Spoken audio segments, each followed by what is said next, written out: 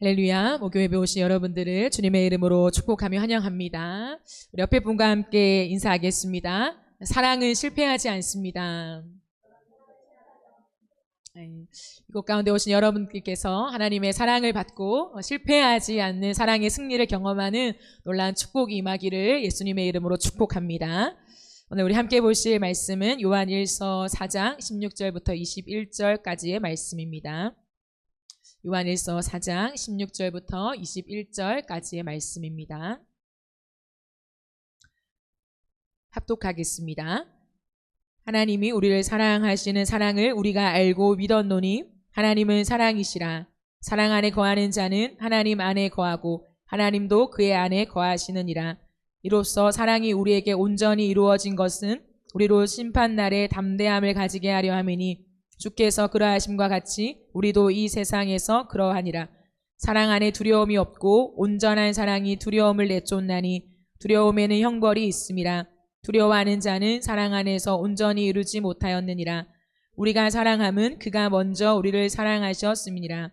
누구든지 하나님을 사랑하노라 하고 그 형제를 미워하면 이는 거짓말하는 자니 보는 바 그 형제를 사랑하지 아니하는 자는 보지 못하는 바 하나님을 사랑할 수 없느니라.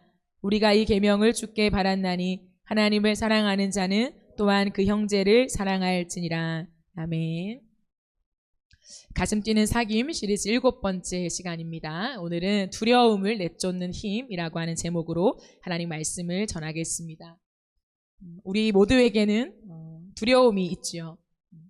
꽤나 담대하게 살아가는 사람이라 할지라도 잠재적 두려움이 있습니다. 그 두려움 때문에 나타나는 다양한 모습들이 있죠. 두려움에는 존재적 측면의 두려움과 행위적 측면의 두려움이 있습니다. 존재적 측면의 두려움은 거절의 두려움입니다. 나의 존재가 다른 사람에게 받아들여지지 않을 것 같은 두려움을 말해요.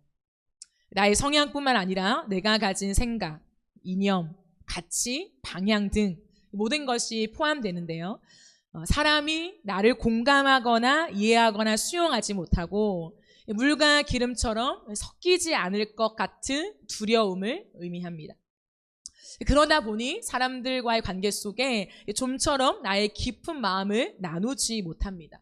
어차피 저 사람은 내 마음을 모를 거야. 어차피 나를 공감해 주지 못할 거야. 어차피 내가 살아온 인생에 대한 이해가 없을 거야. 라고 하는 그 마음 때문에 쉽사리 깊은 마음을 나누지 못하고 내면의 깊은 이야기들을 건네지 못하는 것이죠. 그러니 사람들의 시선과 반응과 그리고 평가를 지나치게 의식하게 됩니다.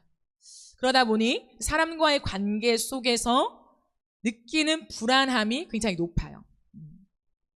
그래서 사람들의 사소한 말과 그 행동에도 크게 반응해요.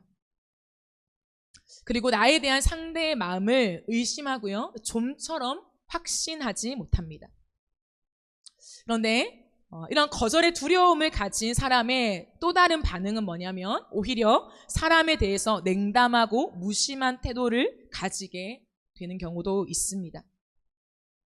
그런가 하면 행위적 측면의 두려움이 있는데요. 이 행위적 측면의 두려움은 실패의 두려움입니다. 내가 지향하고 목표하는 바를 이루지 못할 것 같은 두려움이죠. 작은 예로는 결단한 운동을 꾸준히 못할 것 같은 생각, 맡겨진 업무를 잘하지 못할 것 같은 그런 생각들, 좋은 가정을 이루지 못할 것 같은 그리고 건강한 부모가 되지 못할 것 같은 그러한 두려움이죠. 믿음으로는 신실한 성도가 되지 못할 것 같은 내 믿음이 성장하지 못할 것 같은 그러한 두려움 등이 이에 해당한다고 볼 수 있습니다. 근데 이 실패의 두려움을 가지면요. 어떻게 해서든지 완벽하게 이 목표를 해내려는 유형이 생겨나요. 그래서 흔히 우리가 완벽주의자라고 표현하죠. 완벽주의자. 그러나 표면적으로는 담대해 보이고 무언가 똑부러지고 완벽해 보이는 것 같지만 그 사람의 내면에서는 더 큰 두려움이 증폭될 수 있습니다. 이런 사람들은요. 계속 좋은 일이 일어나면 불안해요. 그래서 별 문제가 없으면 이상하게 느껴지는 거죠. 잘 되고 있는데 그럼 좋은 거잖아요. 근데 이런 실패의 두려움을 가진 사람들은 잘 되는 일들이 연속될수록 무언가 불안해요. 내가 무언가를 더 해야 될 것 같고 어떤 대비를 해야 될 것 같은 이 불안함이 우리의 마음을 치고 들어올 수도 있습니다. 반대로 이러한 실패의 두려움을 가진 사람들은 지레 겁을 먹고 아예 시작도 못하는 유형도 있어요. 그러니까 자신에 대한 기대치가 굉장히 낮은 거죠. 해봤자 뭐 내가 해봤자 또 실패하겠지, 이루지 못하겠지, 그 목표를 내가 달성하지 못하겠지 라고 하는 생각이 이미 잠재되어 있기 때문에 그 실패에 대한 두려움으로 무언가를 도전하지 못하는, 해보지 못하는, 시도하지 않는, 아예 그것을 잘라버리는 그러한 사람들도 있습니다. 따라서 지나치게 악바리가 되거나 아니면 의지가 약한 사람이 되는 것이죠. 그것은 내면의 실패에 두려움이 있는 증거입니다. 근데 이 두려움은 우리의 건강한 정서와 성장을 가로막는 가장 큰 장애물이래요. 두려움에 사로잡혀 있으면 성장을 하지 못합니다. 두려움에 매몰되어 있으면 건강한 정서를 형성하지 못해요. 그래서 심리학자들도 인간의 마음속에 있는 감정 중에서 가장 깊은 곳에 자리 잡고 있는 감정을 두려움이라고 이야기하고 있어요. 뿐만 아니라 오늘 저와 여러분이 살펴본 본문의 18절에서도 이 한 절이지만요, 두려움이라는 용어가 4번이나 등장합니다. 사랑 안에 두려움이 없고 온전한 사랑이 두려움을 내쫓나니 두려움에는 형벌이 있음이라 두려워하는 자는 사랑 안에서 온전히 이루지 못한다. 한 절이지만 이 절에 두려움이라는 단어가 4번씩이나 나온다는 거죠. 이것은 실로 우리의 인생은 근본적으로 온갖 두려움으로 가득 차 있음을 확인할 수 있어요. 이런 갓난아기는 태어나자마자 뭐 합니까? 울죠. 갓난아기는 웁니다. 엄마의 자궁에서부터 분리된 분리분할의 본능적인 반응이죠. 떨어진 것 같은, 뭔가 분리된 것 같은 이 심리적인 불안함을 본능적으로 느껴요. 그래서 앙 하고 끝없이 울어버리죠. 우리의 존재도 비슷합니다. 하나님에게서 끊어진 사람들, 죄로 인해서 본질적으로 하나님으로부터 끊어진 우리는 분리불안의 증세가 있다는 거예요. 이 분리불안, 무언가 불안하고 두려운 마음들이 있는 거죠. 그래서 앞서 말한 이 두려움을 모두가 느끼는 거예요. 느끼지 않는 사람은 없습니다. 인간은 모두 다 두려움을 느끼는 거죠. 즉 죄와 죽음, 하나님을 떠난 허무와 공허뿐만 아니라 우리가 심판 아래 처해 있다라고 하는 현실, 이것들에 대해 사람들이 느끼는 가장 원초적인 감정이 무엇이냐면 두려움이라고 할 수 있습니다. 그런데 이 두려움이요, 강력한 이유는 단순한 감정이 아니라는 거야. 그냥 두려워, 그냥 뭔가 못 나가겠어 라고 하는 단순한 감정이 아니라 많은 경우에는 이 두려움에 사로잡히면 내 인생 속에서요, 단 한 발자국도 떼어지지 못하게 내 발을 옥죄는 족쇄와 같아요. 그래서 내 인생 속에서 전진을 막습니다. 새로운 도전을 방해하죠. 행동하지 못하게 우리를 꽉 묶습니다. 그래서 한 발자국도 앞으로 걸어 나가지 못하게 만든다는 거죠. 그러므로 우리의 성장을 위해서 반드시 우리의 두려움의 문제를 해결해야 합니다. 오늘 본문은 우리에게 두려움을 내쫓는 방법을 말해주고 있는데요. 우리는 이 말씀을 통해서 지금까지 우리의 인생을 지연시켜 왔던 두려움, 건강한 정서를 방해했던 이 두려움의 문제를 해결하고 새롭게 도약하며 성장의 궤도 안으로 들어가는 은혜가 있기를 예수님의 이름으로 축복합니다. 그렇다면 우리는 가장 먼저 두려움의 정의를 알아야 해요. 두려움이 무엇인가? 그런데 흥미롭게도 두려움은 실체가 아니에요. 두려움은 실체가 없고요. 두려움은 사랑의 부재입니다. 18절을 보니까 사랑 안에 두려움이 없고 온전한 사랑이 두려움을 내쫓나니 라고 이야기하고 있어요. 여기서 내쫓나니 라고 하는 원어의 의미를 보면 밖으로 아주 내쫓아 버리다 라고 하는 거예요. 여기에 아예 머뭇거리지 못하게 완전히 밖으로 내쫓다라고 하는 의미가 내쫓나니라고 하는 단어입니다. 그러므로 어둠이요. 여러분, 우리가 흔히 아는 어둠은 실체가 아니죠. 그 정도는 다 알죠. 어둠은 실체가 아닙니다. 어둠이 무엇입니까? 빛의 부재죠. 빛이 없는 것이 어둠이고, 빛이 있으면 어둠은 떠나가죠. 마찬가지로 두려움은 실체가 아니라 사랑의 부재입니다.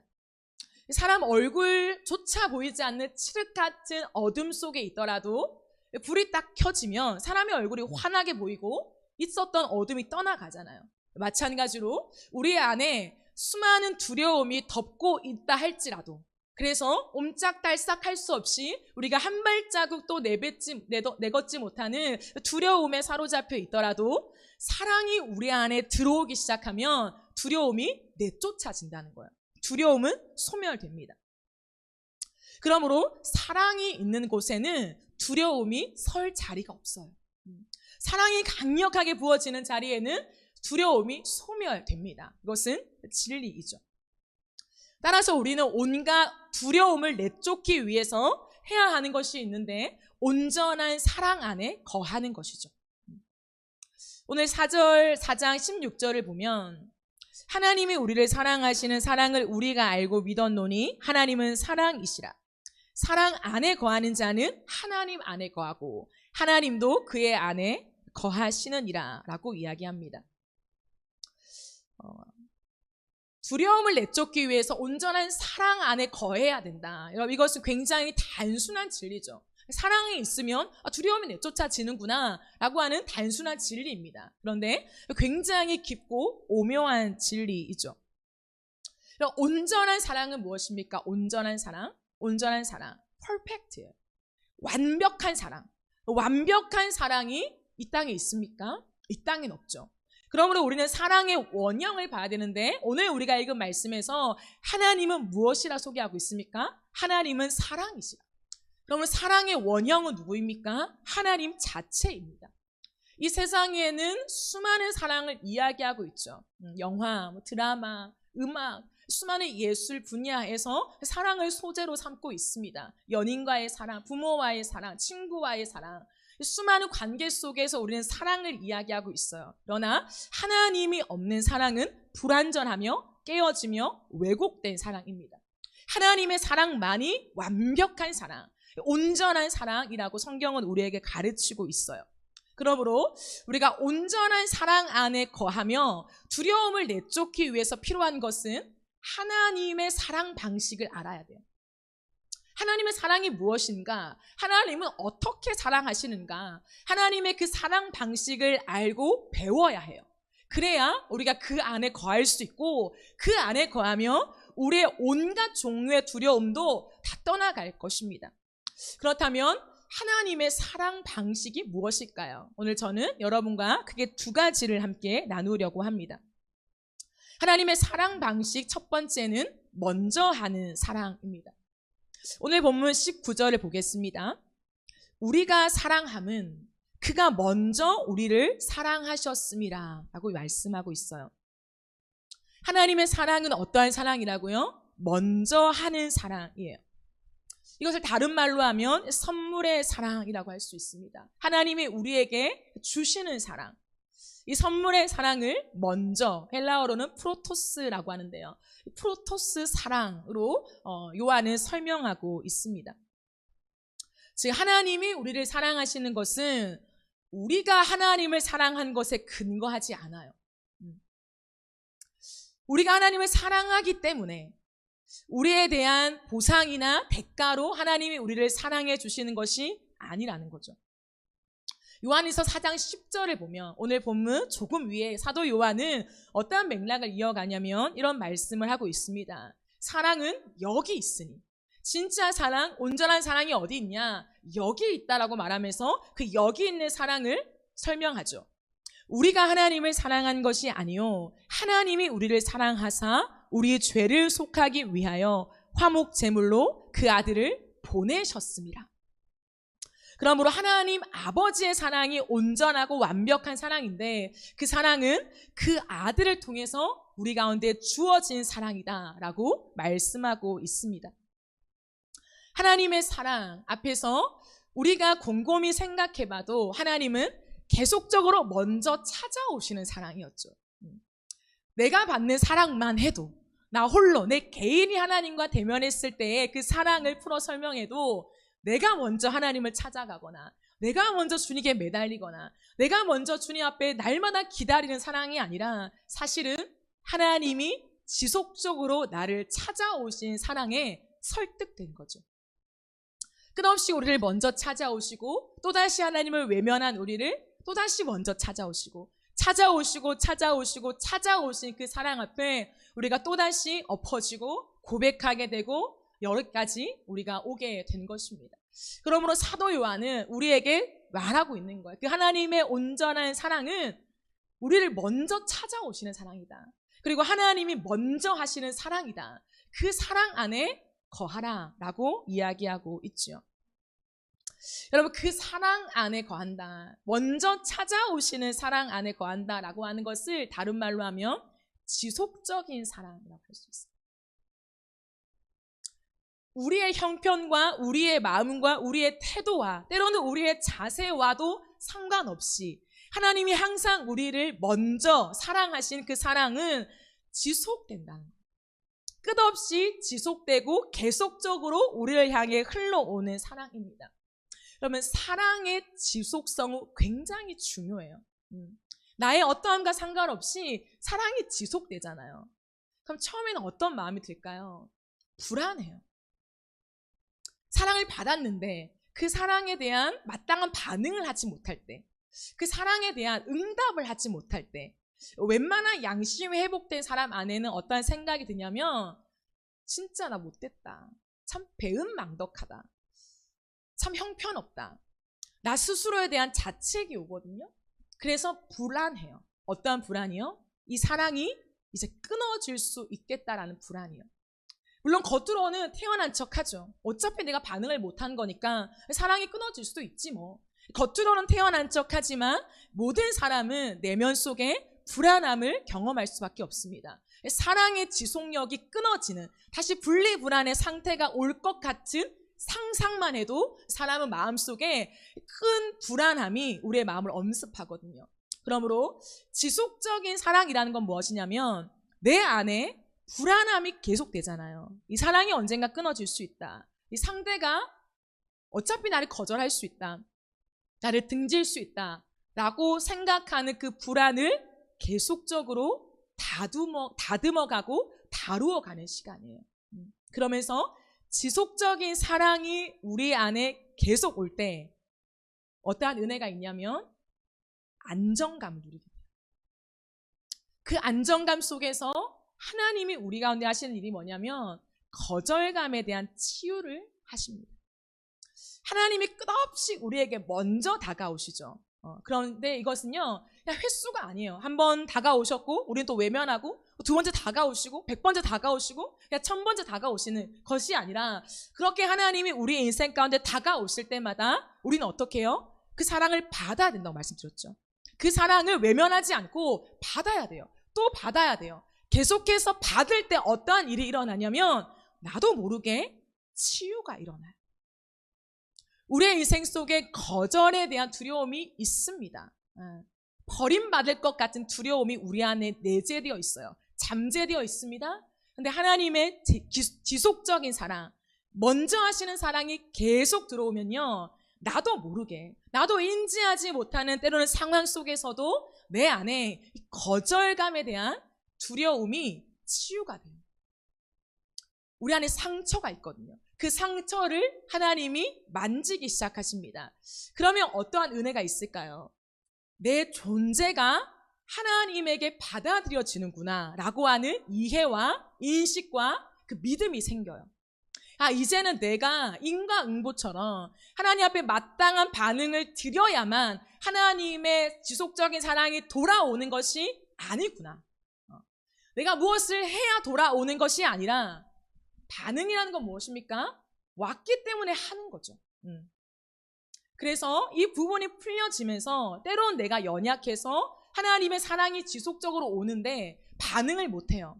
응답을 때로는 못해요. 그러면 예전처럼 하나님의 사랑이 끊길 수 있겠구나. 하나님이 나를 싫어하실 수 있겠구나. 나에게 말씀을 안 하실 수 있겠구나. 그런 거절감이 아니라 그럼에도 불구하고 하나님 앞에서 나의 존재가 받아들여진다라고 하는 확신이 생겨요.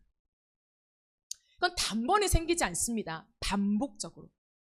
근데 우리 편에서는 자괴감도 되어지고 자책도 되어지고 하나님 앞에 부끄럽게 나아가지 못하게 되는 그런 그냥 이불 안에 숨고 싶은 마음들이 있거든요. 근데 어떻게 해야 된다고요?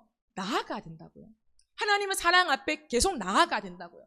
연약할수록 더 나아가야 된다고요. 하나님을 찬양하고 기도의 자리, 찬양의 자리, 예배의 자리, 말씀을 읽는 자리에 지속적으로 나아가다 보면 놀랍게도 하나님이라는 분 앞에서 나의 존재 자체가 받아들여지고 있구나라고 하는 믿음이 생겨요. 그래서 시간이 지남에 따라 이 믿음은 확신이 됩니다. 그래서 이 안에서 치유가 일어나는 거죠. 치유가 일어나면 어떻게 될까요? 하나님뿐만 아니라 다른 사람과의 관계에서도 내 존재가 받아들여질 수 있구나. 이런 것이 있구나. 이런 컨셉이 있구나. 라고 하는 것을 알게 돼요. 이 세상을 살아가는 동안에 여러분, 나를 무조건적으로 받아주는 사람을 만나기는 쉽지 않습니다. 여러분의 인생을 돌아보세요. 나의 존재만으로 나를 무조건적으로 받아준 사람이 있습니까?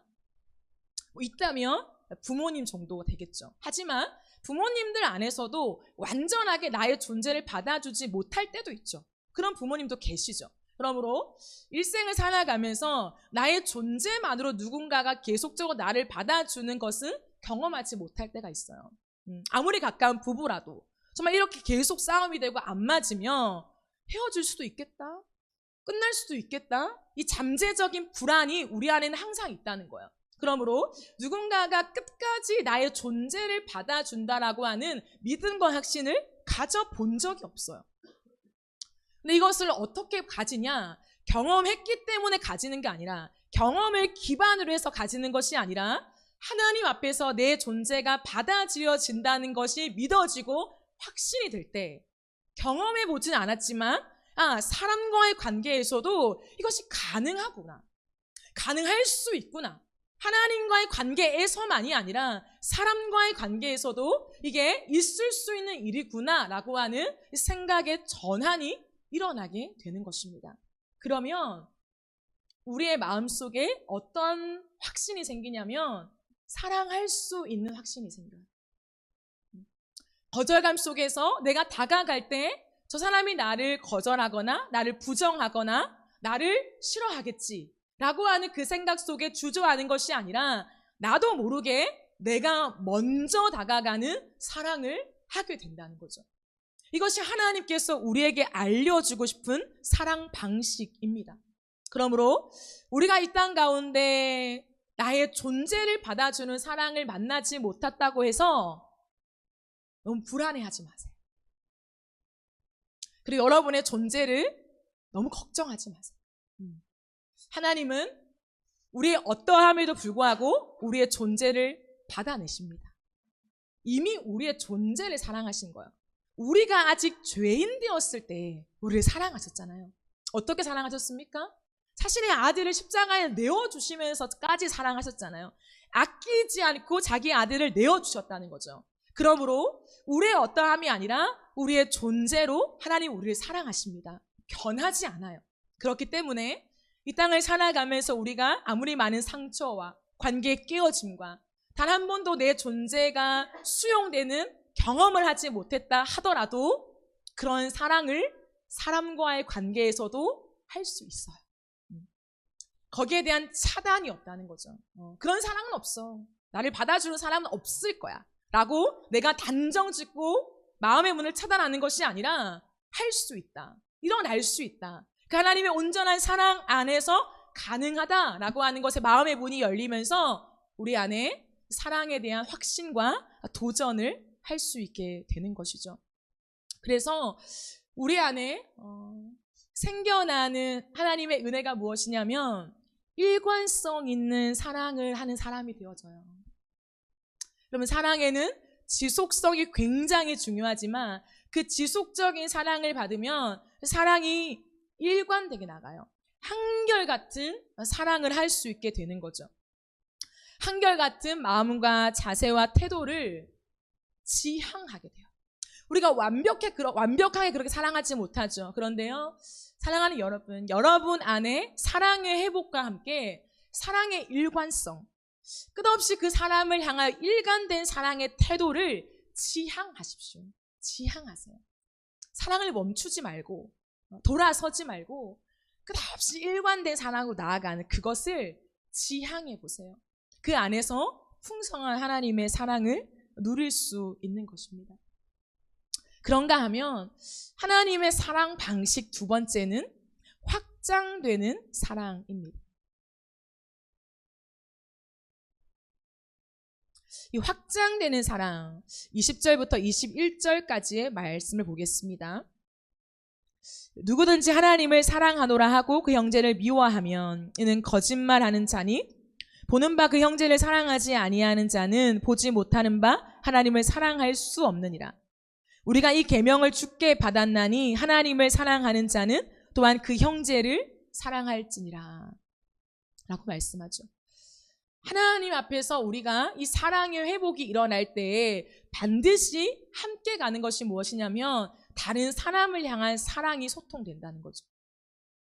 하나님을 사랑한다고 말하지만 다른 사람에 대한 사랑이 없을 수는 없다는 것이죠. 하나님의 사랑과 형제의 사랑은 이어지는 십자가 사랑입니다. 위로 향한 사랑이 옆으로 흘러가는 사랑으로 지속될 때에 우리의 사랑은 하나님의 온전한 사랑 안에 거하고 있는 증거가 되는 것이죠. 그러므로 우리는 온전한 사랑을 못하죠. 완벽한 사랑을 못합니다. 그러나 하나님의 사랑 안에 있을 때 우리의 사랑의 지평이 넓어지는 거예요. 내가 사랑했던 이 너비가 조금밖에 없었지만 하나님의 온전한 사랑 안에 거할수록 사랑의 지평이 넓어지는 거예요. 어떻게 해요? 전방위적으로. 그러니까 하나님의 그 사랑 안에 거할 때 확장되는 사랑을 할 수 있다는 거죠. 하나님의 사랑은 결코 어떤 특정한 대상만을 향하지 않습니다. 누군가에게 편애를 하지 않으세요. 하나님은 그 사랑을 받았다면 그 사랑이 또 다른 사람에게 흘러가도록 확장해 가시는 사랑입니다. 전방위적인 사랑이라는 거죠. 그래서 모든 사람이 하나님의 사랑을 알도록 하시는 그 하나님의 선한 뜻이 있는 거죠. 따라서 우리가 형제를 사랑하고 다른 사람을 사랑하는 것은 내가 사랑꾼이어서가 아니에요. 나는 사랑에는 자신이 있어. 난 사랑을 잘할 수 있어. 난 사랑에는 온전해. 많이 해봤어. 라고 하는 자신감으로 사랑할 수 있는 것이 아니라 하나님 앞에서 지속적인 사랑을 받은 자만이 그 사랑을 줄 수 있는 거죠. 그러므로 형제 사랑과 타인을 향한 사랑은 하나님께 받은 사랑의 증거이자 결과이자 열매입니다. 그러므로 하나님 앞에서 끝없는 사랑, 먼저 나에게 다가오시는 사랑을 받은 자는 다른 사람에게 먼저 다가가는 사랑을 해요. 여러분, 다가오기를 원하지 말고 다가가는 사랑을 하십시오. 하나님의 사랑을 받았다면, 내가 지금도 하나님의 사랑을 받고 있다면 우리가 실천하고 도전하고 행동해야 되는 것은 무엇이냐면 다가오기를 원하는 것이 아니라 다가가는 사랑을 해야 돼요. 먼저 받았기 때문에 먼저 주는 사랑이 필요한 것이죠. 이것이 원활해야 돼요. 아직 나는 부족한데요, 하나님. 아직 조금 사랑의 맛본 정도인데요. 아니에요, 여러분. 하나님의 사랑은 내 개념으로 축소될 수 없습니다. 하나님의 사랑이 아주 작다 하더라도 그 작은 것 자체도 굉장한 힘이 있어요. 하나님의 사랑 자체는 무슨 사랑이냐면 아들을 내어준 사랑이잖아요. 우리가 그 사랑에 아멘 하는 거잖아요. 그 사랑이 나에게 향해 있고 내가 십자가의 사랑을 받아서 구원을 받았습니다라는 고백이 저와 여러분 안에 있잖아요. 그렇다면 우리가 누려가는 그 사랑은 결코 작지 않다는 거예요. 내가 하려고 하니까 작아 보이죠. 내가 하려고 하니까 초라하게 보이죠. 내가 하려고 하니까 이 사랑으로 누군가에게 도움이 될까라는 생각을 하죠. 내 사랑은 애초부터 없어요. 우리의 사랑은 다 깨어진 사랑입니다. 근데 하나님의 온전한 사랑이 우리에게 주어졌기 때문에 그냥 그 사랑을 받아서 사랑하는 거예요. 그러므로 우리에게 필요한 것이 뭐냐면 도전인데요. 그 도전은 하나님께서 우리에게 감동을 주시고 내 눈에 보여주는 사람이 있다면 다가가세요. 연락을 하세요. 마음을 전하세요. 일방적으로 옛다 하는 그런 방식은 잘못된 것입니다, 여러분.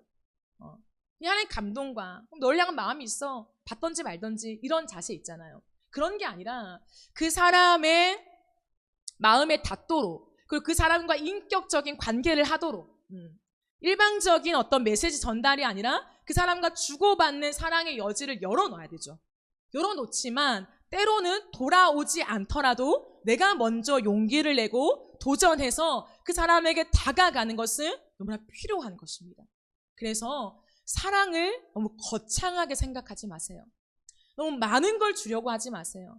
너무 처음부터 온전한 사랑을 하려고 하지 마세요. 우리는 부족합니다. 하나님의 온전한 사랑에 잇대어 있는 것뿐이에요. 우리는 거기에 그냥 기대어 있는 것뿐이에요. 그 안에 그냥 머물게 하시니 머물 뿐입니다. 그러니 우리가 할 수 있는 것은 주어진 것대로 하면 되는 거예요. 중요한 것은 얼마나 완벽하고 완전한 사랑을 주느냐가 아니라 사랑을 표현하는가이죠. 먼저 다가가는 것을 실천하는 거예요. 그냥 하는 거예요. 한 10번 고민할 거 그냥 이제는 그런 고민 안 한다. 주어졌다면 내가 해야지 라고 하는 다가가는 사랑을 하십시오. 그러니까 우리는 사랑이라고 할 때, 내 마음의 문을 연다고 할 때 누군가가 올 때 나는 막지 않아. 이게 이제 우리의 마음을 열고 있다고 생각하죠. 누군가가 다가올 때 나는 오케이, 좋아, 나는 응할 마음이 있어 라고 하는 태도도 굉장히 귀한 태도입니다. 맞아요. 하지만 우리에게 조금 더 건강한 태도는 뭐냐면 하나님의 사랑을 알면 먼저 두드리는 사랑이라는 거예요. 왜요? 거절에 대한 두려움을 하나님이 몰아내시고 계시잖아요. 그 온전한 사랑이 내 안에 있다는 것은 거절에 대한 두려움을 치유하시고 회복시키고 계시다는 거예요. 그러니 우리가 누군가한테 먼저 두드리지 못하면 무엇입니까? 거절당할까 봐죠. 그 사람의 관계 속에서 지속되지 못할 것 같은 두려움도 있고요. 내가 지금 마음과 시간과 물질을 써봤자 이 관계가 오래 지나지 않아 깨어질 수도 있고 틀려질 수도 있고 안 볼 사이도 있는데 내가 굳이 먼저 다가가야 되나? 내가 굳이 해야 되나? 오는 건 안 막지만 가는 건 좀 어렵다라고 일반적으로 생각할 수 있습니다. 하지만 그것부터 바꿔야 돼요. 그것부터 교정해야 됩니다. 그리고 우리의 시작을 어디에 둡니까? 내가 다가가는 것에 둬야 돼요. 거절하지 않기를 바라지만 거절해도 괜찮은 용기가 있어야 한다는 거죠. 여러분, 상처가 지속되는 사람은 어떻게 하냐면 돌아올 것을 아예 생각을 안 해요. 왜요? 거절에 대한 두려움이 있기 때문에 먼저 차단해버리거든요. 돌아오지 않아도 괜찮아. 주지 않아도 괜찮아. 피드백이 없어도 괜찮아. 굉장히 태어난 것처럼 보이지만 사실은 거절에 대한 두려움이 있는 거예요. 그러니 먼저 선수 치는 거죠. 돌아오지 않아도 괜찮다. 근데 사랑은요, 반드시 돌아와야 되죠. 왜냐하면 교감이 돼야 되니까. 그것을 기대해야 됩니다. 마땅히 기대해야 돼요. 하지만 상대방이 연약할 수 있죠. 그 온전한 사랑을 누리지 못한 채 거절에 대한 두려움을 여전히 가지고 있을 수 있습니다. 그러면요, 돌아오지 않죠. 때로는 간을 보죠. 때로는 용기가 없어 숨죠. 받는 것이 익숙하지가 않아요. 굉장히 어색한 거예요. 낯선 거예요. 사실 이게 더 싫어요. 안 줬으면 좋겠어. 막 이런 오그라드는 것들도 있어요. 어떻게 반응할지도 모르겠고 어쩔 줄 몰라하는 마음이 있기 때문에 피드백이 없는 거예요. 그러니 피드백이 없음에 너무 걱정하지 마세요. 너무 마음을 닫지 마세요. 그럴 수 있다. 피드백이 없을 수 있다. 왜요? 나도 하나님께 피드백이 없었잖아요. 먼저 하시는 끝없는 사랑, 끝없이 놓고 하시고 은혜 주셨지만 또 우리도 외면했잖아요. 응답 안 했잖아요. 대답도 안 했잖아요. 내가 하고 싶을 때만 했잖아요. 내가 마음 열고 싶을 때만 열었잖아요. 그럼에도 불구하고 하나님이 우리에게 먼저 하시는 사랑을 지속하고 있다면, 그것을 정말 믿는다면 우리는요, 돌아올 것을 기대는 해야 되지만 그러나 돌아오지 않는다 할지라도 지속된 사랑을 줄 수 있어야 합니다. 하나님 그것을 말씀하시는 거예요. 그 형제를 향한 사랑에 너희가 도전하고 용기를 내며 먼저 다가가라라고요. 그럴 때 마태복음 25장 40절에 예수님이 이런 말씀을 하십니다. 너희가 여기 내 형제 중에 지극히 작은 자 하나에게 한 것이 곧 내게 한 것이다 라고 얘기하죠. 하나님께서 우리에게 사랑을 받으시는 방법이 있어요. 하나님이 우리에게 사랑을 받으시는 방법을 정해 놓으셨는데요. 물론 우리가 하나님께 고백하는 거죠. 신앙을 고백하고 하나님 앞에 찬양하는 것. 그것이 하나님이 우리에게 사랑을 받으시는 거죠. 그런데 또 한 가지 굉장히 중요한 것은 무엇이냐면 하나님은 지극히 작은 자들과 자신을 일치시키면서 우리가 지극히 작은 자에게 하는 사랑과 행동을 하나님에게 하는 사랑으로 받으신다는 거예요. 이것이 하나님이 사랑을 받으시는 방식입니다. 그리고 우리가 하나님에게만 사랑을 고백하고 몇 시간씩 예배하고 기도하고 하나님 앞에 찬송하는 거 너무나 귀하지만 하나님은 그 방식만이 아니라 우리가 다른 사람들과의 관계 속에서 하나님 형성해 놓으신 이 사회 안에서 지극히 작은 자처럼 보이는 그 한 사람들에게 하는 우리의 헌신과 사랑과 두드림을 하나님을 향한 사랑으로 내가 하나님을 향해 고백하는 사랑과 똑같이 받으신다라고 말씀하세요. 그러므로 지극히 작은 자 하나는 무엇일까요, 여러분? 지극히 작은 자 하나. 왜 하나님은 수많은 사람들 중에 하나님의 사랑을 받는다라고 하는 이 방식 속에 지극히 작은 자 하나를 말씀하실까요? 되돌려 받을 수 없는 사랑이기 때문에. 즉 뭐냐면 give and take가 아니라는 거예요. 그러니까 줬으니까 받는 것. 내가 이만큼 했으니까 너도 하는 것. 내가 먼저 연락해 줬으니까 나도 응답해 주는 것. 내가 먼저 메시지를 보냈으니까 밥 먹자 연락했으니까 다음에 나도 그 사람에게 좀 편안하게 밥 먹자고 얘기하고 밥도 사주고 메시지 주고받고 하는 것. 그것이 아니라는 거죠.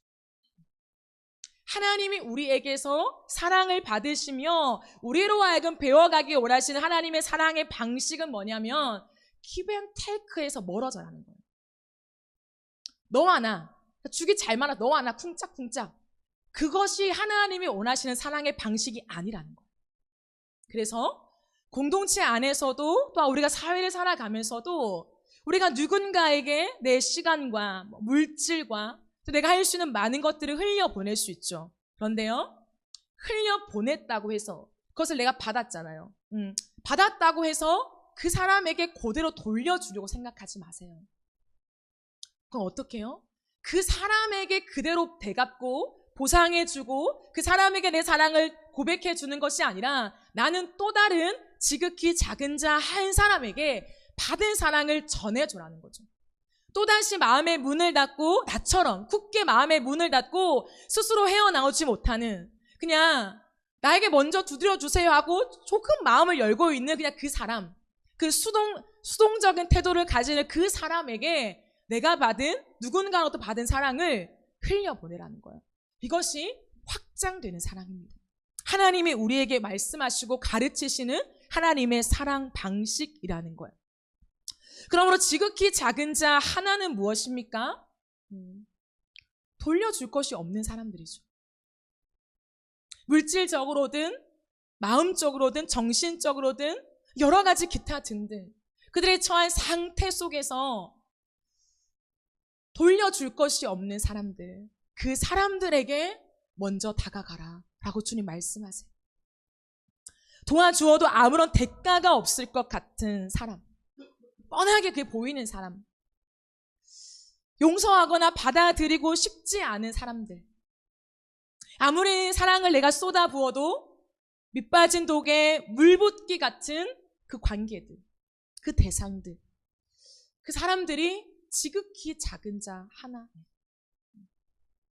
그러면 여러분, 하나님의 사랑 방식을 이해하고 그 사랑 안에 머물다 보면 우리가 여전히 부족하긴 하지만 그럼에도 불구하고 되돌아오지 않을 사랑을 기꺼이 하게 돼요. 때로는 하다 보면 망설이죠. 계속 할 수 있을까? 근데 그 생각은 당연한 생각입니다. 왜요? 내 자체에서 온전한 사랑이 나오지 않기 때문이죠. 그것이 나의 사랑이라면 내가 가늠할 수 있습니다. 하지만 그것은 나도 하나님께 계속 잇대어 있을 때, 그 하나님과의 사랑 안에 계속해서 거할 때에 가능한 거잖아요. 그러므로 내가 누군가에게 지속적인 사랑, 일관적인 사랑, 되돌아오지 않는 그 사랑을 하더라도 내 마음속에 계속 할 수 있나? 사랑할 수 없는 사람인데 라고 올라오는 마음은 당연한 것이다. 하지만 그 마음까지도 하나님께 드리면서 하나님께 주시는 마음을 따라 지속해야 돼요. 언제까지요? 끝까지. 오늘 우리가 찬양 가사로 고백하였듯이 사랑은 오래 참다. 사랑장이라 불리는 13장, 고린도전서 13장에 사랑을 얘기할 때 가장 먼저 나온 게 사랑은 오래 참다. 온전한 사랑, 진짜 온전한 사랑의 특징은 뭐냐면 오래 참는 거예요. 오래 참이 뭘까요? 끝까지 참는 거죠. 끝까지 무엇을 참습니까? 어떻게 참습니까? 그 사람을 참죠. 그리고 그 사람을 받아내는 거죠. 이것이 하나님께서 우리 가운데 말씀하신 사랑 방식입니다. 그러므로 여러분, 사랑은 실패하지 않음을 믿어야 해요. 하나님의 지속적으로 다가오시고 확장되는 그 사랑 속에서 내가 하나님의 사랑을 알게 됐잖아요. 내가 십자가 사랑을 알게 됐잖아요. 끝끝내 나 같은 사람도 하나님의 사랑에 설득당했잖아요. 그래서 설득당한 정도가 아니라 감사한 거죠, 이제는. 하나님 끝까지 나를 참아주시고 두드려주셔서 감사합니다. 그 은혜 안에 있다면 우리가 이제는 다른 사람을 향해서 끝까지 참아주는 사랑을 해야 해요. 그 사랑을 할 때 그럼 가슴이 문드러지죠. 가슴이 아파요. 가슴이 아파서 정서도 힘들죠. 여러 가지 면에서 에너지가 많이 고갈되기도 합니다. 좀 사랑하는 게 가장 어려워요. 돌아오지 않는 사랑을 준다는 것은 만만치 않은 거예요. 나 하나님 사랑을 받았으니까 나 무조건 사랑할 수 있어. 그렇지 않습니다. 우리는 그렇게 대단한 사람들이 아니에요. 그러므로 지칠 수 있어요. 힘들 수 있습니다. 그렇기 때문에 기도하는 거예요. 내가 사랑할 수 없기 때문에 내가 저 사람을 끝까지 받아낼 수 있는 사랑의 실력이 없어요. 그 정도의 사랑꾼이 아니에요. 하나님이 사랑꾼이시기 때문에 그 곁에 붙어 있는 것 뿐이지, 그 사랑을 조금 배워서 하는 것 뿐이지 나에게 근원이 없다는 것이죠. 그러므로 우리는 걸어가다가 내가 도저히 더 사랑할 수 없을 것 같고 부딪혀오고 나도 포기하고 싶고 나도 등지고 싶은 누군가를 만났을 때 하나님 앞에 엎드려 기도할 수밖에 없는 거예요. 하나님, 내가 이 사랑을 놓지 않게 해주세요. 하나님, 내가 이 사랑을 끝내지 않게 해주세요. 하나님, 내가 이 사랑에서 돌아서지 않게 해주세요. 하나님 앞에 완전히 그 사랑 앞에 묶일 때까지 하나님, 내가 그 중간 지대에서 내 자리를 지켜내겠습니다.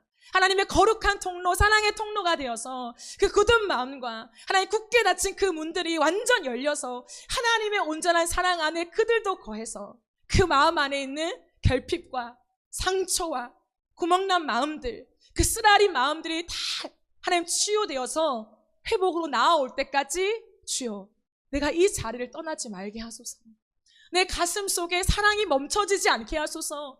폭포수와 같은 주의 사랑이 끝없이 내 가슴에 차고 넘치게 하소서. 주여, 나에게 사랑할 힘이 없나이다. 이것이 기도자의 고백이에요. 그러면 하나님이 어디선가에서 힘을 주세요. 진짜 놀랍도록. 때로는 기도할 때 힘이 안 나면요, 누군가 사람을 만나서 새 힘을 주세요. 사람도 없으면요, 그냥 어떤 환경 속에요, 갑자기 파란 하늘을 쳐다보는데 그냥 파란 하늘에 떠있는 그 깨끗한 구름 한 점 보는데 마음이 회복돼요. 저도 저 깨끗한 구름처럼 내 안에 희석되지 않는 깨끗한 사랑이 있으면 좋겠다. 그게 저의 고백이에요.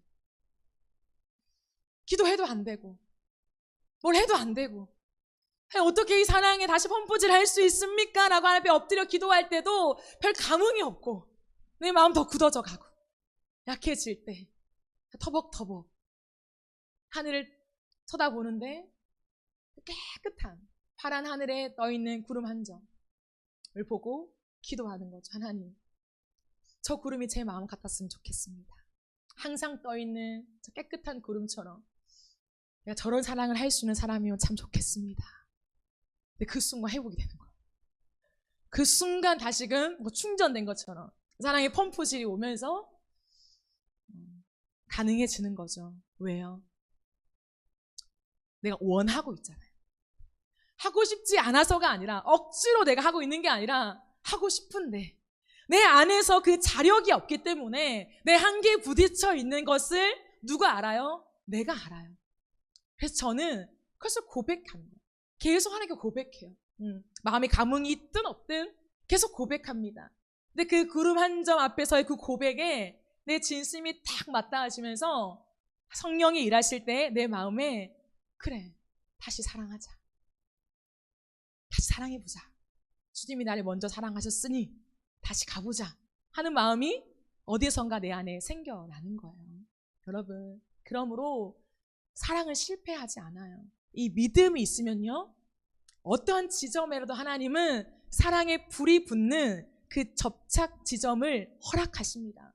그리고 핑계 댈 게 없어요. 기도할 때 마음이 없는데요. 저는 원래 사랑이 없는데요. 그건 다 핑계예요. 사랑하고 싶지 않은 거예요. 사랑하고 싶은 마음만 있으면 어떻게 해서든지 사랑이 됩니다. 하나님께서 우리에게 회복하신 너무나 좋은 본성이에요. 다시 회복된 본성은 뭐냐면 성령을 통해 새로운 의지를 주시거든요. 원함이 있다면 그 원함 속에 하나님 불을 딱 붙여주십니다. 그럼 되는 거예요. 그래서 우리에겐 새로운 의지가 생겼다잖아요. 내가 할게, 예전엔 내가 할 수 있어, 이게 아니라 성령의 도우심과 함께 내가 할 수 있다. 똑같이 내가 할 수 있다죠. 내가 안 하면 누가 해요? 내가 해야죠. 내가 능동적으로 해야 합니다. 하지만 이전에는 나에게 근원이 있다고 착각한 거죠. 내가 하는 것, 진짜 내가 하는 것. 그러나 십자가의 은혜와 성령을 만난 이후로부터는 내가 하지만 그 근원은 성령이시다. 내가 그 원초적인 사랑의 힘이 없다라는 걸 깨닫기 때문에 하나님을 의지할 때 주님이 사랑할 힘을 주시고 새 힘을 주시고 마음을 주셔서 하나님의 의지를 회복시킨다는 거예요. 그리고 그 의지만 있으면 불은 꺼지지 않아요. 불이 꺼진 것 같아도 불씨는 남아있습니다. 사랑하고자 하는, 회복하고자 하는, 변화하고자 하는 그 불씨는 아주 미약하게나마 남아있어요. 그러니까 그 불씨, 남아있는 그 불씨, 없다고 에이 없네? 하지 마세요, 여러분. 그 불씨가요, 산불을 일으켜요. 아무도 보이지 않는 그 작은, 보이지도 않는 그 불씨 조그만 게요, 시간이 지나고 바람만 쌩 부르면요, 그것이 온 산을 다 태우는, 쉽게 그 불을 끌 수 없는 어마어마한 파괴력이 있는 거죠. 어마어마한 힘이 있는 거죠. 마찬가지입니다. 내 안에 불씨가 꺼졌다고 약하게 보지 마세요. 왜요? 내 안에 성령이 계신데요. 성령이 우리 안에 인격적으로 함께 하시면서 영원히 떠나지 않는다잖아요. 영원히 떠나지 않는다고요. 그게 무슨 말일까요? 불씨가 꺼지지 않는다는 거예요. 내가 아무리 밑으로 떨어져도, 내가 아무리 내 믿음이 꼬꾸라져도 꼬꾸라진 자리가 어디라고요? 성령의 불씨가 있는 자리예요. 다 꺼질 수는 없다고요. 다 꺼지지 않습니다. 그래서 주님은 오늘 우리가 찬양으로 고백할 건데요, 꺼져가는 등불도 다시 일으키잖아요. 진짜 꺼진 게 아니기 때문에 그런 거예요. 성령을 통해 다시 한번 우리가 그 불씨에 주님의 성령의 바람을 불어 넣으실 때에 우리의 마음속에 있었던 것이 점진적인 회복이 아니에요. 확 뒤집어지는 거예요. 우리의 마음이 뒤집어지면서 엎어지면서 다시 사랑할 힘이 생기고 용기가 생기고 그래 걸어가보자. 어차피 내 힘이 아닌데, 어차피 내가 하는 거 아닌데, 하나님이 하시는 건데 라고 하는 새로운 용기와 도전이 우리 가운데 오게 되는 것입니다. 놀라운 거죠. 그러니 우리가 변할 수 있는 거죠.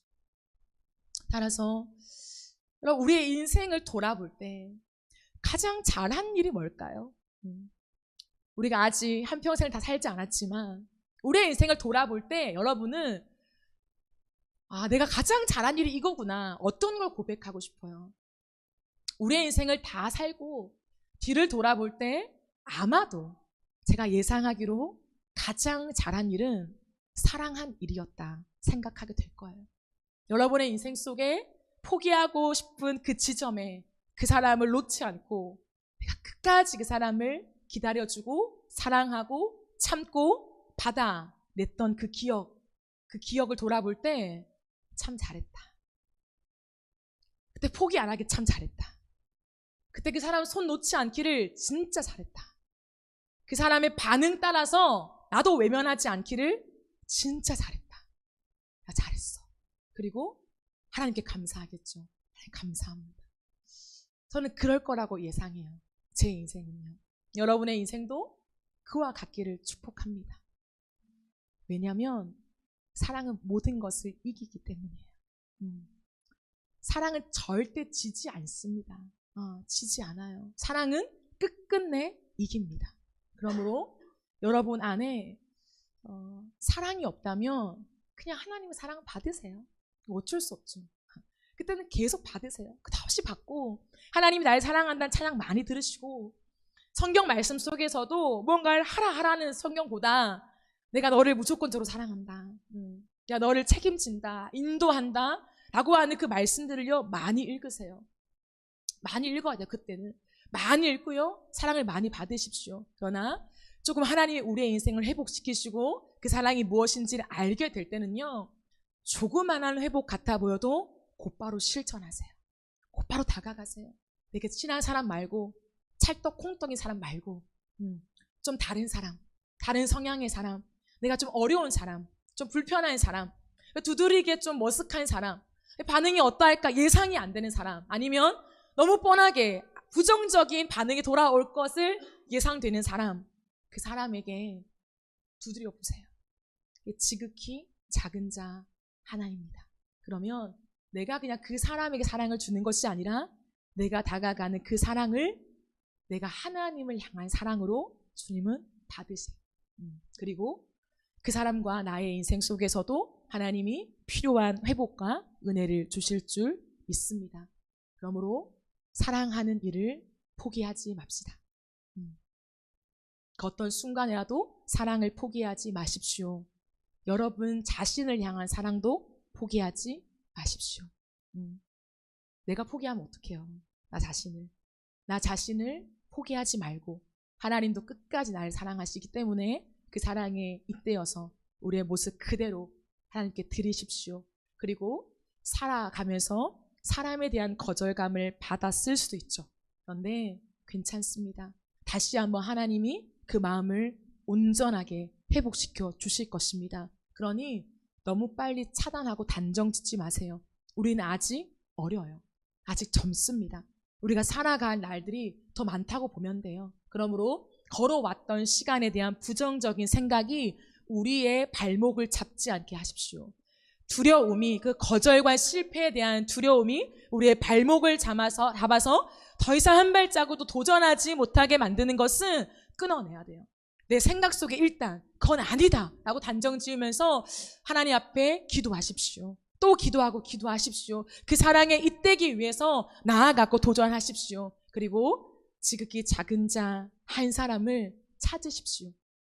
한번 찾게 되면요, 눈이 열리면 이제 보여요. 처음엔 어렵죠. 누가 지극히 작은 자인가? 경제적으로 어려운 사람인가? 형편이 어려운 사람인가? 관계가 어려운 사람인가? 라고 찾아요. 그건 시작이죠. 그런데 어떻게 보면 전혀 부족함이 없어 보이는 사람, 괜찮아 보이는 사람, 혼자도 잘 살 것 같은 사람, 사실은 그 사람이 지극히 작은 자 중에 하나입니다. 사랑을 모르고, 사랑할 줄 모르고, 사랑받을 줄 모르고, 사랑을 확장되게 할 줄 모르기 때문에 홀로 있는 것이죠. 왜냐하면 하나님은 우리에게 홀로 있게 창조하지 않으셨거든요. 홀로 서 있게 창조하지 않으셨기 때문에 홀로 난 괜찮다? 나 혼자여도 괜찮아? 그것은 뭐냐면 회복되지 않은 거죠. 그러므로 우리가 어려워하는, 나 너무 멀쩡하고 너무 괜찮아 보이고 나 같은 사람의 사랑을 원하지도 않을 것 같은 그 대상일수록 지극히 작은 자 하나다라고 생각하면 딱 맞을 것입니다. 그래서 겉모습으로 단정하지 말고 우리가 보는 지극히 작은 자는 물질적으로 경제적으로 어려운 사람만이 아닙니다. 사랑이 필요한 사람이에요. 그 사랑이 필요한 사람을 바라보며 기도하며 하나님으로부터 받은 그 오래 참음의 사랑을 기꺼이 흘려보내는 저와 여러분의 인생 되어서 하나님 앞에서 그 놀라운 사랑의 확장이 우리 인생 가운데 계속되어지기를 주님의 이름으로 축복합니다. 우리 함께 찬양하고 기도하는 시간을 가지겠습니다.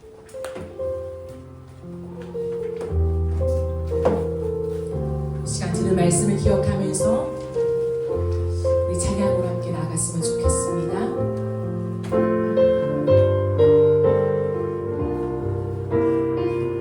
아버지 사랑 내가 노래해. 아버지 사랑 내가 노래해. 아버지 은혜 내가 노래해. 그 사랑 변함없으신 거짓없으신 성실하신 그 사랑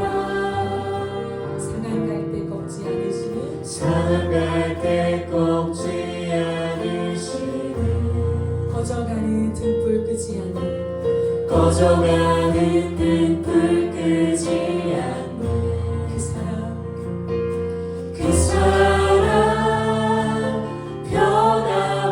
변함없으신 거짓없으신 성실하신 그 사랑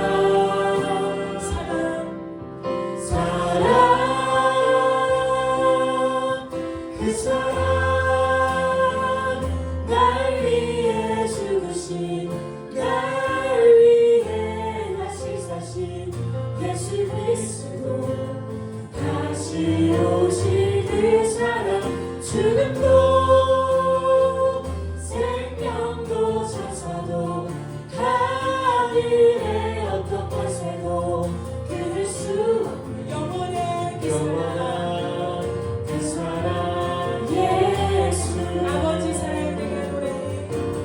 아버지 사랑 내가 노래해. 아버지 은혜 내가 노래해. 아버지 은혜 내가 노래해. 그 사랑 변함없으신 거짓없으신 성실하신 그 사랑 사랑할 때 꺾지 않으시는 꺼져가는 등불 끄지 않는 그 사랑 변함없으신 거짓없으신 성실하신 그 사랑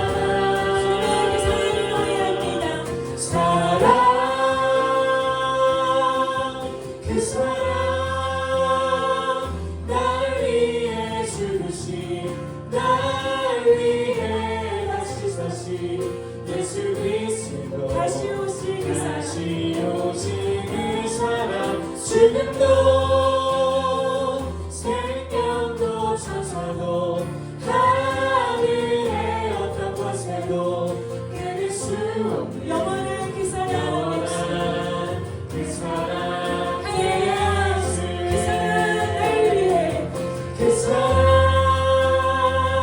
날 위해 죽으신 날 위해 다시 사신 예수 그리스도 다시 오신 그 사랑 다시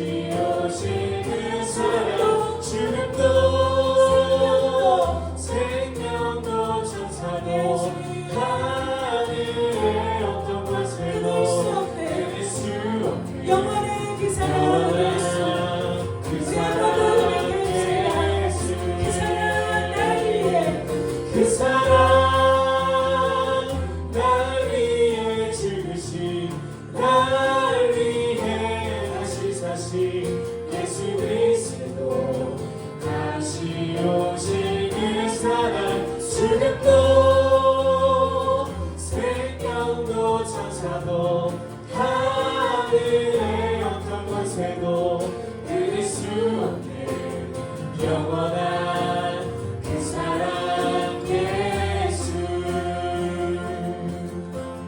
이 시간 들은 말씀 기억하며 함께 기도합시다. 하나님은 상한 갈 때 꺾지 아니하시고 꺼져가는 등불을 끄지 않으십니다. 그럼 상한 갈 때가 누구입니까? 우리이지 않습니까? 꺼져가는 등불이 누구입니까? 저와 여러분이지 않습니까? 그러나 하나님은 한 번도 상한 갈대와 같이 우리를 꺾은 적이 없으시고 꺼져가는 등불과 같이 우리를 포기하지 않으셨던 성실하신 사랑이 우리를 여기까지 인도하신 줄 믿습니다.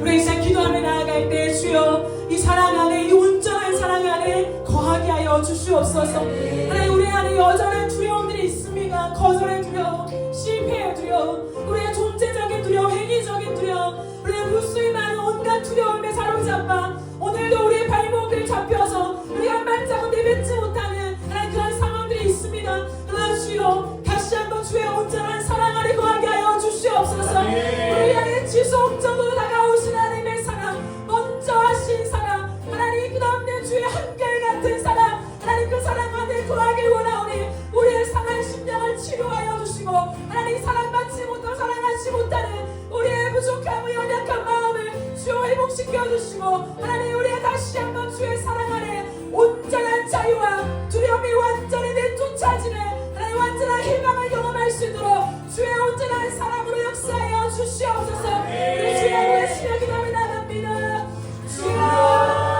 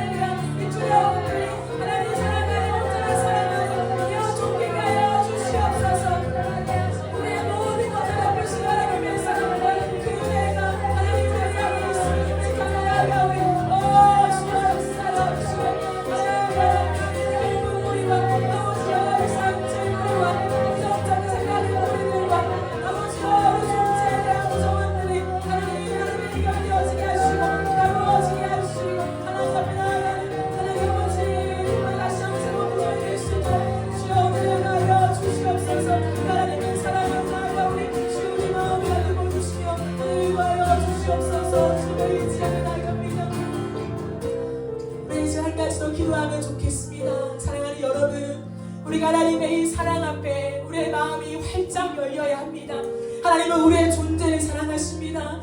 절대로 우리의 존재를 외면하실 분이 아니십니다. 끝까지 영원까지 우리의 존재를 받아내시며 지속적인 변함없는 사랑으로 우리를 사랑하실 것을 믿으시길 바랍니다. 이 사랑 안에 거한다면 우리가 이제는 다른 형제를 향하여서도 다른 사람들을 향하여서도 먼저 하는 사랑을 해야 합니다. 확장되는 사랑에 우리가 편승되어야 합니다. 주여 우리가 사랑하게 하여 주옵소서. 사랑하기에 대한 두려움과 거절감에 대한 상처들 아픔들 주여 우리가 온전한 사랑을 할 때 시작할 때 도전할 때 우리가 행할 때 주여 모든 것이 되어 쫓기게 하여 주시옵소서. 하나님의 사랑 안에서 우리가 형제들에게 먼저 다가가게 하시고 손을 내밀게 하여 주시고 돌아올 것을 기대하며 나가기를 원합니다. 하지만 그 기대에 대한 반응이 없다 하더라도 주여 지속적인 사랑을 하면서 또다시 기대하는 이 문을 차단하지 않게 하여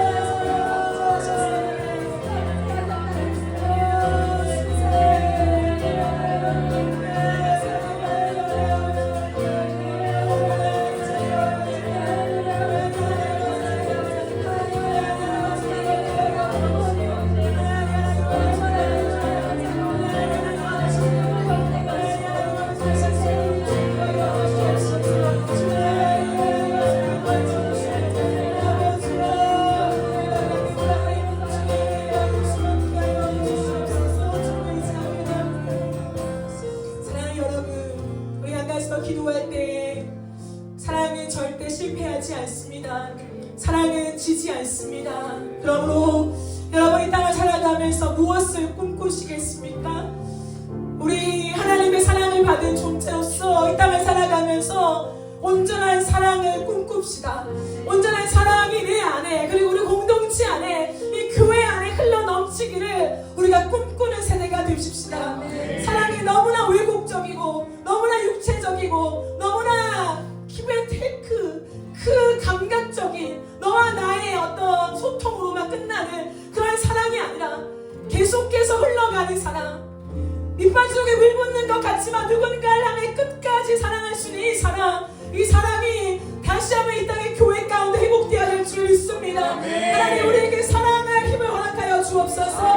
우리 안에 주의 사랑이 흘러넘치게 하여 주셔서 우리의 왜곡된 사랑을 버리게 하여 주옵소서. 내가 해왔던 사랑의 방식을 버리게 하여 주옵소서. 하나님이 가르쳐주시는 방식을 배워가겠습니다.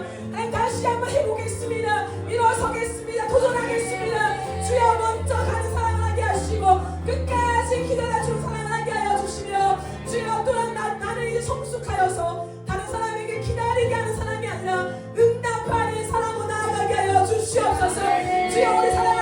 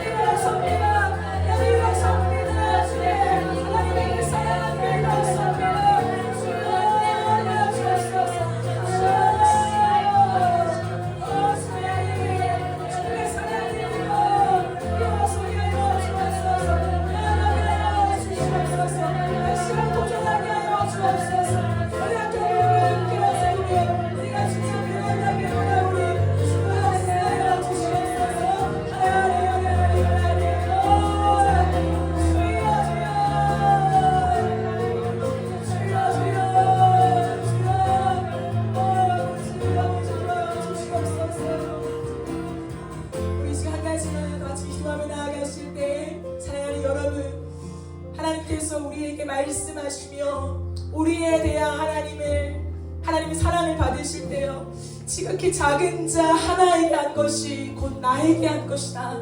지극히 작은 자 하나를 사랑한 것이 나를 사랑한 것이다. 주님 말씀하십니다. 그러므로 우리가 지극히 작은 자 하나에게 하나님께 하듯, 하나님께 사랑을 드리듯 우리가 그 사랑을 나누고 사랑을 흘려보내는 자가 되어지기를 기도합시다. 사랑은 절대 고여 있을 수 없습니다. 사랑은요, 인어프 안에서만 있으면 안 됩니다. 건강한 사랑이 아니에요. 우리가 걸어가는 모든 삶 속에 하나님의 사랑이 흘러가야 될 줄 믿습니다. 여러분의 직장에서요, 여러분이 운전하면서요, 어떻게 저런 사람이 다 있냐, 어떻게 저렇게 일을 못하냐, 저렇게 답답하냐, 인간관계가 안 되어 있냐, 성격은 왜 저러냐 하는 그 사람들이요, 겉은 멀쩡해 보여도 그 사람이 지극히 작은 자 중에 하나입니다. 그 사람들이요, 사랑이 필요해서 그래요. 여러분, 사랑이 되어지고 성숙한 인격이 되어지고 건강한 정서가 되어 있다면 그렇게 행동하지 않지요. 그렇게 반응하지 않지요. 그런데 아파서 그런 거예요. 겉은 멀쩡하지만 외적인 조건에서는 흠잡을 데가 없을지 모르겠지만 내면이 아직 회복되어지지 않아서, 내면의 상처가 많아서, 내면의 건강한 정서가 형성되어 있지 않아서 그런 것입니다. 그러므로 우리가 회사에 나아갔을 때 하나님, 지극히 작은 자 하나에게 하는 순교사적인 삶을 살게 하여 주시옵소서. 우리가 이해되지 않는 사람들, 세상 사람들과 똑같이 우리가 거절하고 부정하며 그들을 짓밟고 우리가 뒷담화하며 안 좋은 얘기를 하는 것이 아니라 주님, 그들을 위해서 기도하게 하시고 도와주게 하시고 참아주게 하시고 기다려주게 하시고 가르쳐줄 수 있는 하나님 그 사랑의 힘이 우리 안에 있도록 성령님 도와주시옵소서. 우리의 사랑이 계속적으로 흘러가야 합니다. 시야가 넓어져야 해요. 하나님 개인의 영역, 교회의 영역을 넘어서서 하나님 바라보게 하시는 이 사회와 대한민국과 온 세계와 열방을 향하여 우리의 시선에 하나님 눈을 열기를 원합니다. 주님, 지극히 작은 자 하나들 누구입니까? 주여, 그들을 향하여 애틋한 마음을 주시고 애통하는 마음을 주시고 들끓는 마음을 주셔서 이 온 땅에 흩어져 계신 선교사님들과 그 선교자 총교지와 그 땅을 위해서 충고할 수밖에 없는 우리의 심령이 되게 하여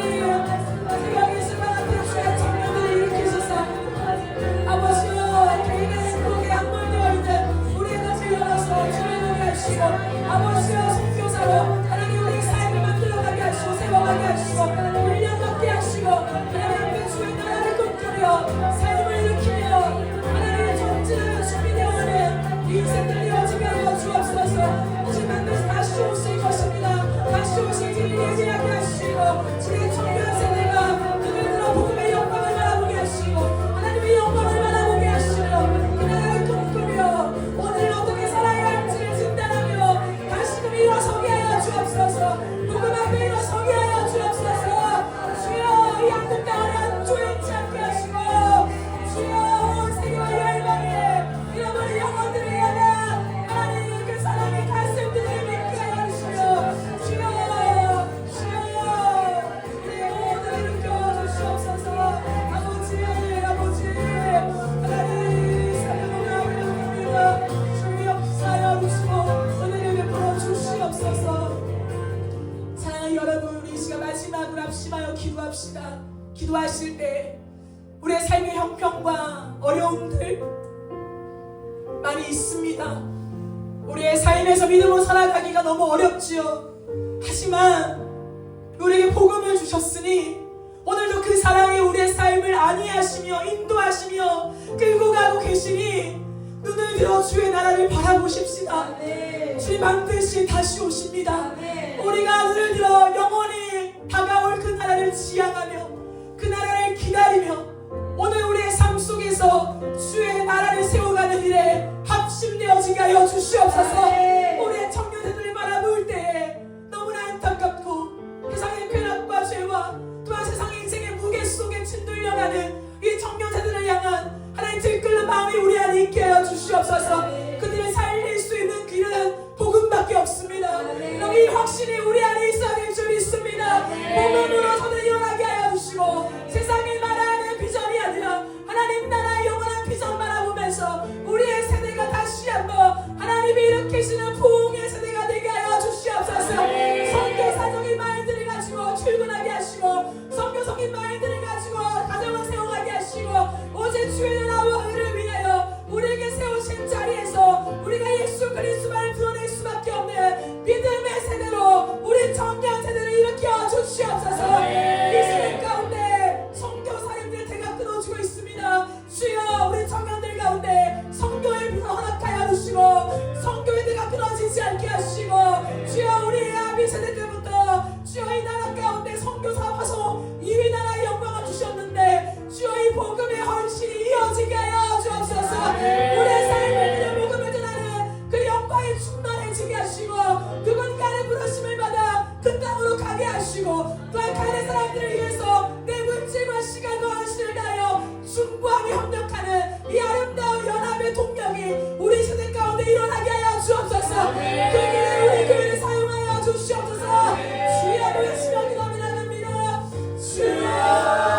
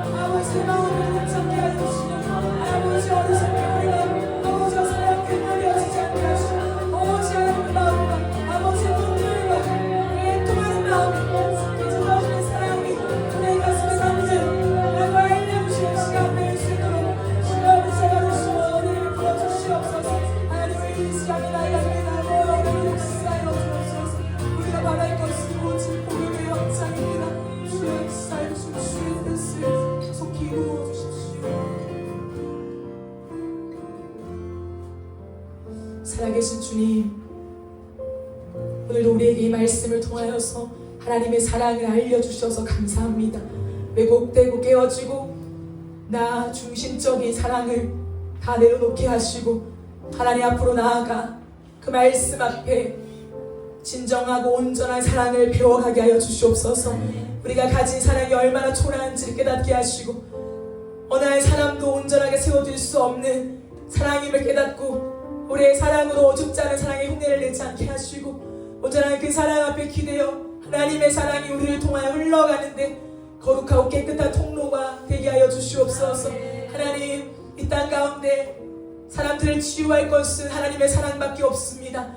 우리의 깨어진 마음을 다시 회복시켜 주셔서 하나님의 그 사랑을 알게 하여 주시고 그 사랑을 나누며 많은 사람들의 심령 가운데 회복이 경험되어지게 하여 주시옵소서. 우리 청년 세대들 가운데 깨어진 마음들이 너무나 많습니다. 상한 마음들이 너무나 많습니다. 그 상한 마음들을 감추며 비틀어지고 뾰족해지고 하나님 마음이 많이 뒤틀려 있는 우리 청년 세대의 마음들이 다시 한번 주의 사랑으로 말미암아 온전케 되어지고 회복되어지게 하여 주시옵소서. 그리하여서 그리스도의 사랑을 알아 전방위적인 이 사랑을 흘려보내는데 우리가 부족함이 없도록 우리를 준비시켜 주시옵소서. 마지막 때를 걸어가고 있습니다. 주님, 정말 다시 오실 그날에 우리가 준비하고 있습니다. 정신을 차리게 하시고 깨어 기도하게 하시며 하나님 나라를 바라보며 우리의 삶이 선교사적인 삶으로 나아갈 수 있도록 주여 성령으로 기름 부어 주시옵소서.